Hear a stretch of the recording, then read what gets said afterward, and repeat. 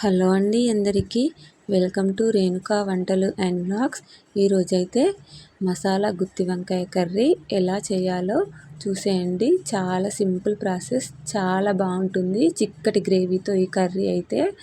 అలాగే ముందుగా ఎవరైనా కొత్తగా ఛానల్ని చూస్తున్నట్లయితే ప్లీజ్ అండి ఒక్క లైక్ చేసి సబ్స్క్రైబ్ చేసుకోండి. దీనికోసం అయితే ముందుగా ఒక స్టవ్ పై కడాయి పెట్టుకొని అది వేడైన తర్వాత 1 టేబుల్ స్పూన్ పల్లీలను అయితే తీసుకున్నాను. అవి కొంచెం హీట్ అయిన తర్వాత 1/2 టేబుల్ స్పూన్ ధనియాలు తీసుకోవాలి. అవి కూడా ఫ్రై అయిన తర్వాత 1 టేబుల్ స్పూన్ నువ్వులు అయితే వేసుకోవాలి. ఇవన్నీ మంచిగా లో ఫ్లేమ్లో వేయించుకోవాలి. తర్వాత 2-3 లవంగాలు, 1 చెక్క, 2 యాలకులు కూడా వేసుకొని వేయించుకోవాలి.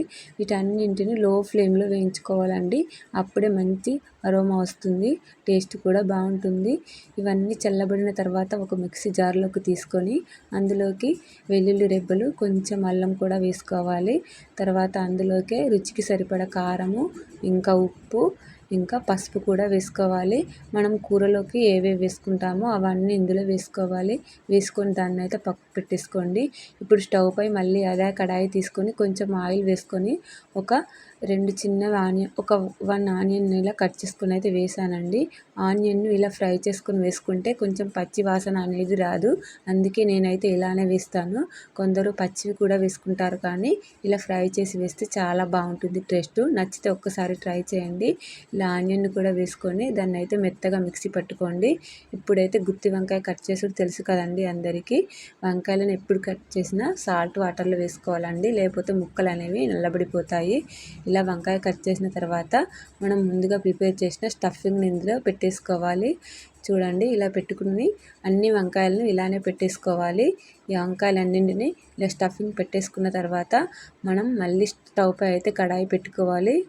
కడాయి పెట్టుకొని ఇంకొంచెం ఆయిల్ అయితే యాడ్ చేసుకోవాలి. గుత్తి వంకాయ కర్రీకి కొంచెం ఆయిల్ ఎక్కువే పడుతుందండి, కానీ నేను చాలా తక్కువ వేసాను. కొంచెం మేము ఆయిల్ తక్కువ వాడతామని.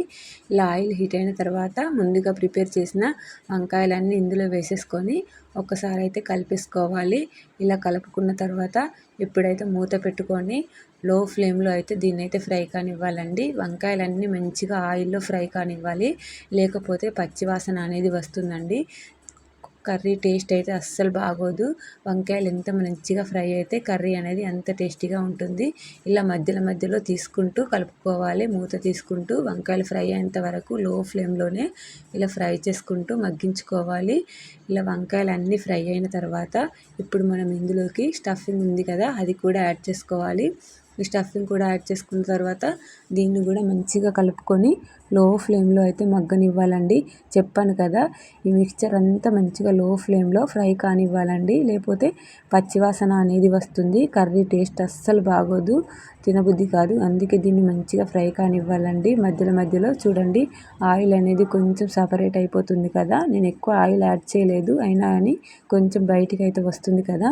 ఇలా ఆయిల్ అంతా సపరేట్ అయిపోయిన తర్వాత ఇప్పుడు ఇందులోకి కొంచెం చింతపండు రసం అయితే యాడ్ చేసుకోవాలి.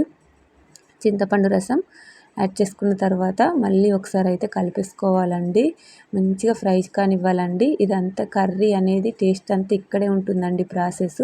ఈ కర్రీ అనేది ఎంత బాగా మగ్గితే అంత బాగుంటుంది. పచ్చివాసన పోతేనే టేస్టీగా ఉంటుంది.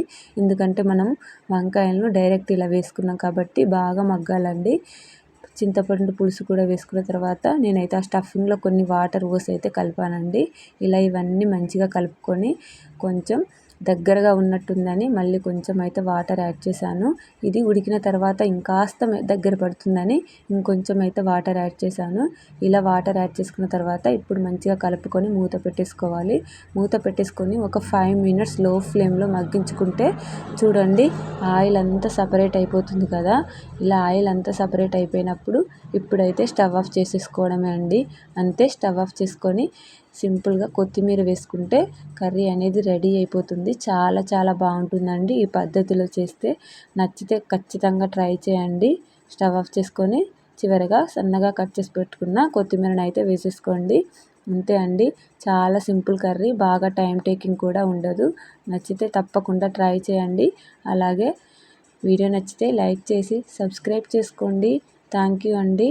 Thank you for watching.